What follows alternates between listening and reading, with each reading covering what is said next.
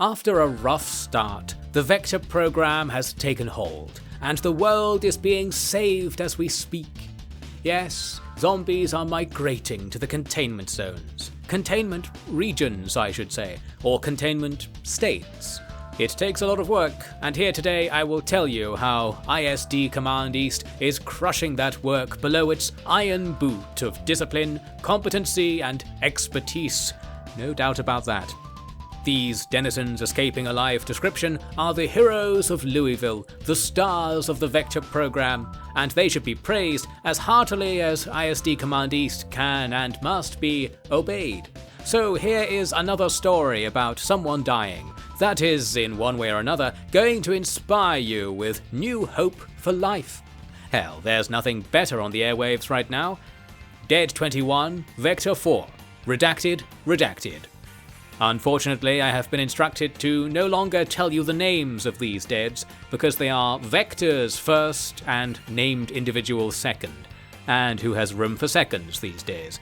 It's Vector 4 then, touching down in the Louisville suburbs after a new reinforced training program to ensure they don't accidentally take on independent missions outside of the containment area, or waste valuable calories derived from ISD-provided foodstuffs by expressing powerful emotions such as distress, anger, disgust, or even fear.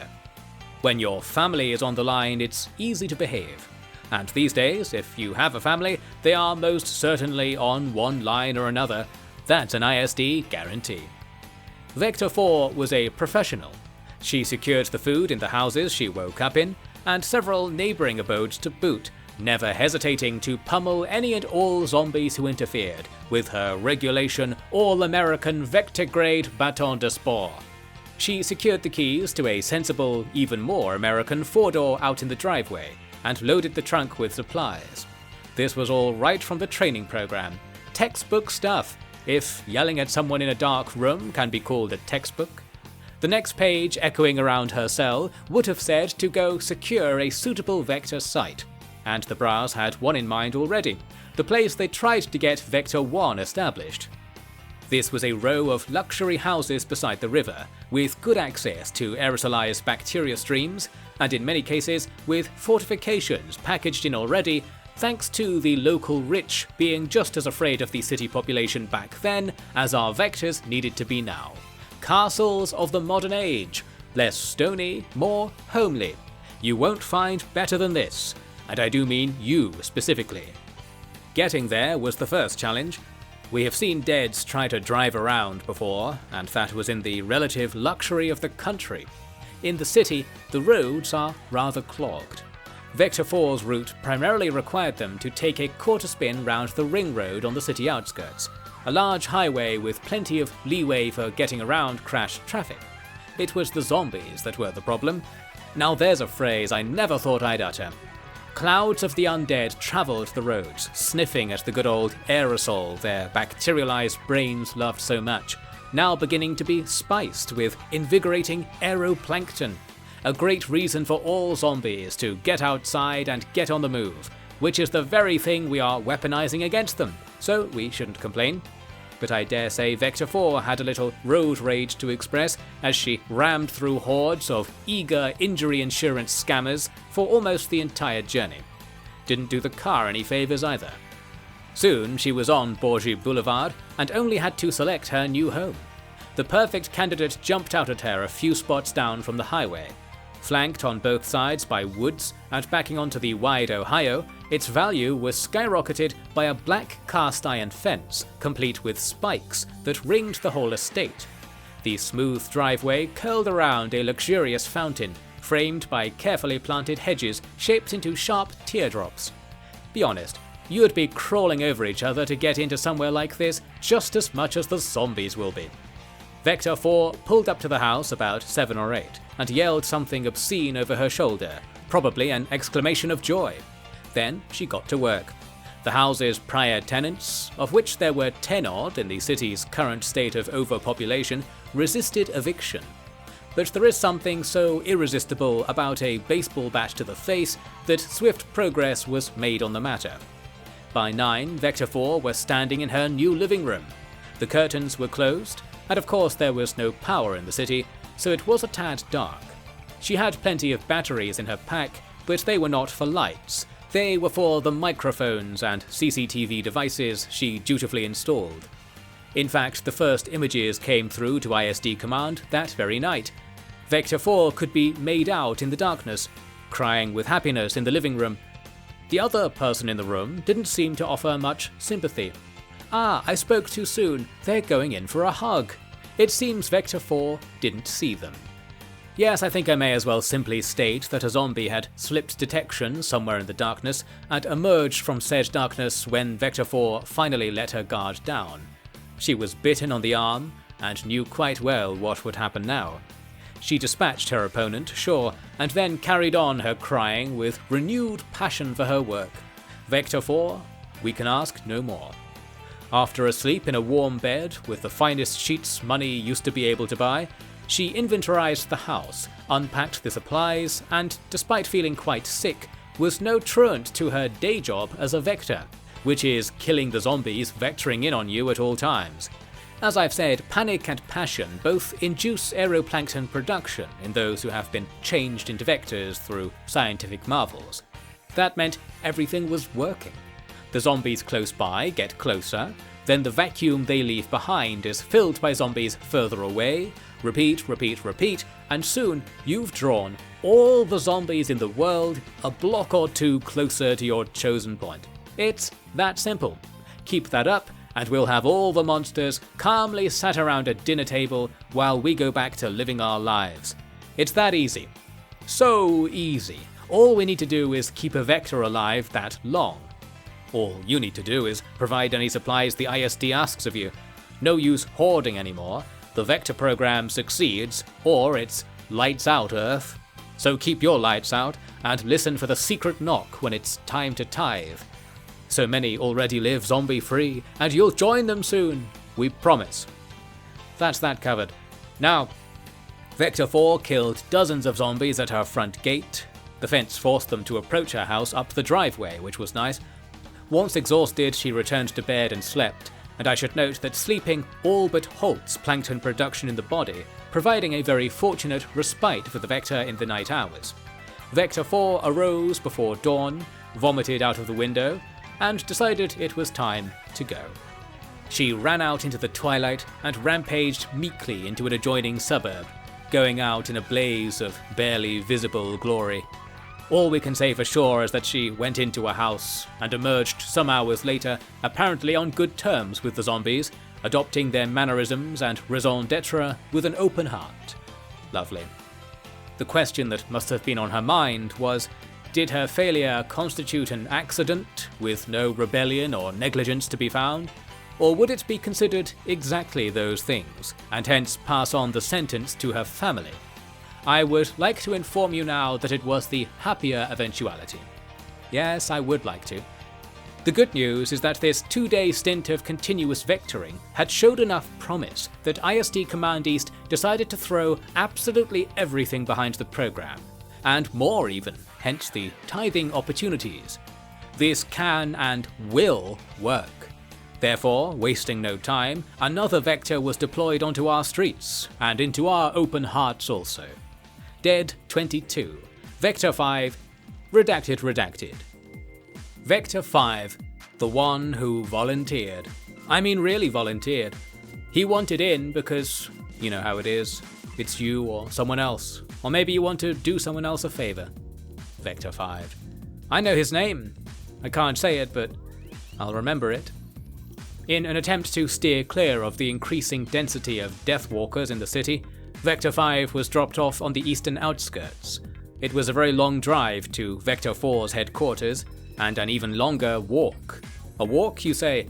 Yes, it seemed Vector 5 had something to prove to someone, or perhaps nothing to prove at all. Is that why he was so eager?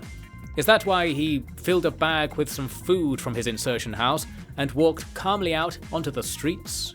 Vector 5 was a veteran. He'd been in this same situation on day 1, the day he lost everything he ever cared about.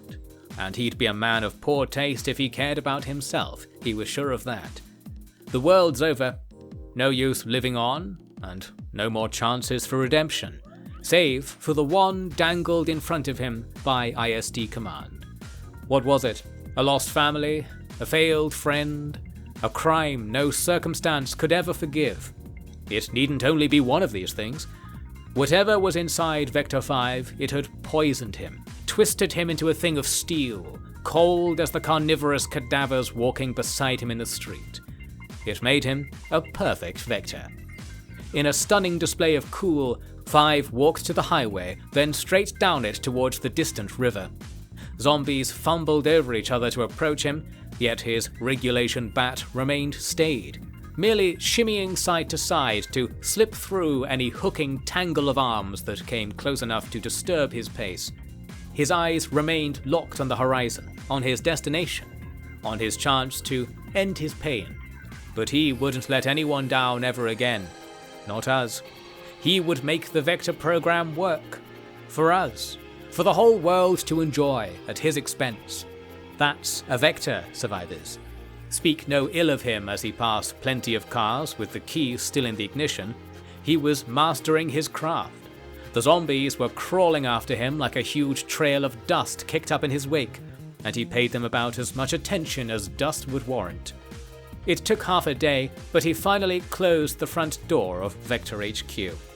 He took a look around, just as he had imagined it from the recordings Vector 4 had produced. All the supplies she stacked up were right there. An apology was scribbled on the wall in marker. Please spare them, it begged. Vector 5 sneered and smudged it all out with spit and the arm of his shirt. Then, his movements suddenly picking up, he kicked open the front door and pushed out onto the street with bat in hand, all attacks finding their marks and zombies dropping like flies until there were none left alive in sight of the house. They would be back, so would the Vectors. And this is how Vector 5 needed to carry on. When would his job be done? Part of the job is finding the answer to that, and he knew it. Where was he going to find that answer? Same place he'd find redemption. In a pile of fallen humanity, with fire in his eyes and plankton on his breath. In a world hinging on him, and a bloody bat hinging on his wrists. It's enough to make you want to stop drinking. Not a good idea, but it really makes you pull your act together, doesn't it? I feel so alive hearing about this dead. I think this is hope, mixed with a sense of shame. Shame that it is Vector 5 taking the weight of the world, and us only adding to it. By the gods, I think I might even be able to get some sleep soon. So, what was Vector 5 doing day to day? After clearing out the previous night's migrations, he would usually have some 12 to 16 hours, depending on the weather, before his plankton production drifted far enough to start the next pulse of zombie movement. In that time, he collected and filtered water from the river, loaded up food from all nearby houses and stockpiled it in his spacious kitchen, and established a cooking area on his rear patio with a barbecue, much like the hero of Muldra, Nolan Hodges, taught him. For fuel, he tore up the clothes of all the zombies he slew. Genius. His victims were bringing him an endless supply of burnable crud every day. And most importantly, he had plenty of lighters and matches to avoid the Stone Age circus of misery that entrapped Nolan. You might ask, why stop at the clothes? Go all the way and burn the beasts themselves for fuel. It's not quite that easy. The zombification process all but eliminates body fat. You've probably noticed you never see a chubby zombie. All skin and bones, and the bare essentials of muscle. You'd be surprised how hot a fire has to actually get to catch that stuff alight. Most likely, if you put a zombie on your campfire, you'll be treated to a rude surprise when it reanimates a day or so later in a charred and angry state. Better to let them rot for a while and be all the weaker when the bacteria tricks their wounds into healing with its scientific magic. That's part of why this infection is so interesting. It actively restores the body of the host, even if the host is immune to the more potent effects, that is, zombification. And statistically, if you can hear this, you've already breathed in at least some of the great aerosol cloud and got some bacteria in you. That means you're benefiting from cohabitation with the bacteria right now. Felt your mind has sped up recently? Feeling a little more energized? We believe that this is only the beginning. The beginning of what? Again, that's for our vectors to find out, since they are the leading petri dishes of bacterial symbiosis by virtue of incubating their favourite food inside them as well. Isn't biology wonderful? Another task Vector 5 got to grips with was gathering fence slats, nails, and garden tools for use in building defences around the headquarters. The ultimate goal was to create an area within or close to the Vector's territory which would be impervious to zombie attack, into which supplies could be safely landed by air or river.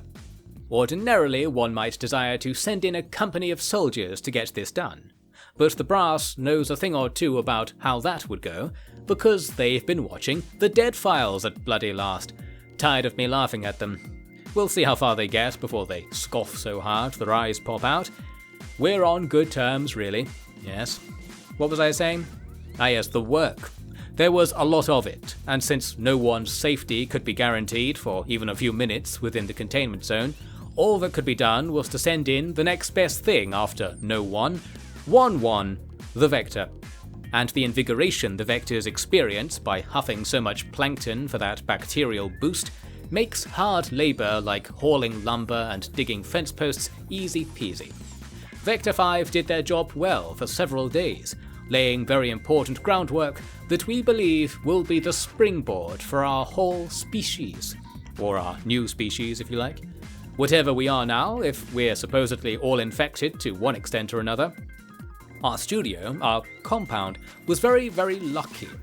You see, no one here turned at all when the aerosol came through our district. We wouldn't have noticed a thing if it wasn't for all the battles that broke out around the parking lot when the locals got turned. All the scientists and officers that were shipped in shortly before things went down were hardly concerned about the aerosol at all. I do ask now and again how they managed to keep us human, and I am reminded that A, this is a secret, and B, we are not fully technically human in the sense of the ordinary configuration.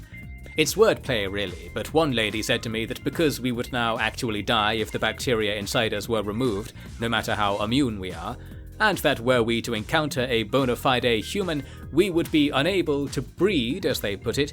All this means that congratulations are in order, a new species is born, Homo sapiens diomedes. I, for one, don't feel all that different. How about you? Oh, Vector 5. Vector 5 was wounded in the line of duty while dragging a bench from a neighbour's front porch, when an unseen monster burst from a window. The strong ones can burst from things nowadays. Don't you worry about that. No, we'll see to them. Vector 5 degenerated quickly over the next 2 days and went AWOL to contemplate their mission on their own. He was last seen sitting at the end of a jetty some ways downriver, staring at the calm flow of the Ohio, his feet dangling into the water to cool off his horrid zombification fever. I think he was happy, in a way. Happy to have done his part, and happier still that said part was over. Honourable discharge, that's what some call it. A ticket to the next life. An invitation to join the winning side. Oh, we all joke about it. What I want to say is that Vector 5, as his body seized up and then slipped into the water entirely, did right by us all. Right by humanity old and new. And this is a happy moment. Please expect 2 or 3 days of increased attention from the invasive species until a new vector can be properly established and controlled migration will continue. The choppers span up on the roof as I speak, and everyone's shouting and brawling about it outside the studio door. A clamour to be next to make it onto my show, I think. So that's it then. You'll hear the emergency pulse on the hour every hour if you stay tuned, and we'll pulse it double time for 1 hour before our next official broadcast. Thank you for your attention. Our ratings are through the roof, I would imagine. They were talking about sending in specialists to do the wiring, the woodwork and stuff. I told them very clearly that the vectors should be learning to do that themselves. We need the specialists here. There's only so many of us the scientists can keep from being infected. Yes, I don't believe for a second they aren't lying about us being immune. The vectors, we can tithe any survivor we want and make a vector, can't we? Am I the only one seeing reason? I'm the only one speaking reason, that's for sure.